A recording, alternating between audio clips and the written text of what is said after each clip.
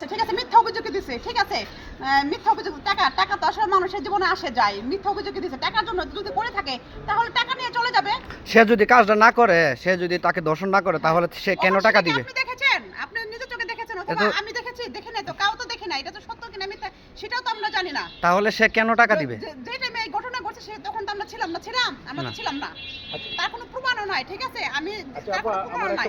আমি বললাম কারোর পক্ষে নিচ্ছি না, আমি নিরপেক্ষভাবে বলতেছি যে আমরা তো এই ঘটনা দেখি নাই। তারপর আমি বলতেছি যে এটা মিউচুয়াল করার পক্ষে যেহেতু টাকা ওনারা চাইছে, টাকাটা দিয়ে দেওয়া উচিত। টাকা দরকার ওনাদের, টাকার জন্য যেহেতু করতেছে। তাহলে এখন আপনার কি মনে হয় ওই মেয়ে পিয়া খান যে মামলাটা করছে, ধর্ষণের যে মামলাটা করছে, ওই মামলাটা শুধু একমাত্র টাকার জন্য করছে? হ্যাঁ, এটা আমার মনে হয় টাকার জন্যই করছে। যেহেতু টাকা উনি দাবি করেছে তাহলে টাকার জন্যই করছে। ঠিক আছে, টাকার জন্য এইখান থেকে টাকা নিয়ে ওনারা অথবা ওনাদের প্ল্যান আছে নিশ্চয়ই কিছু করবো। মা মেয়ে মিলে একটা ভালো অঙ্কের টাকা ইনকাম করবে। এখান থেকে একটা টার্গেট ছিল ওনাদের, একটা প্ল্যান ছিল। সেখান থেকে ওনারা সাকসেস হয়ে অথবা সরে যাবে অথবা কিছু করবে, এটাই ওনাদের প্ল্যান ছিল। আপনার কি মনে হয় এই বিষয়টা এটা অনেক অন্যায় না? এটা অন্যায়, এটা আমার মনে হচ্ছে অন্যায়। কিন্তু অন্যায় করলেও তো মানে বিপি বিপ্লবের জন্য আমার মায়া লাগে। কিন্তু অন্যায় হলেও এটা তো কিছু করা যাচ্ছে না, এখন আমরা কিছু করতে পারতেছি না কিছু।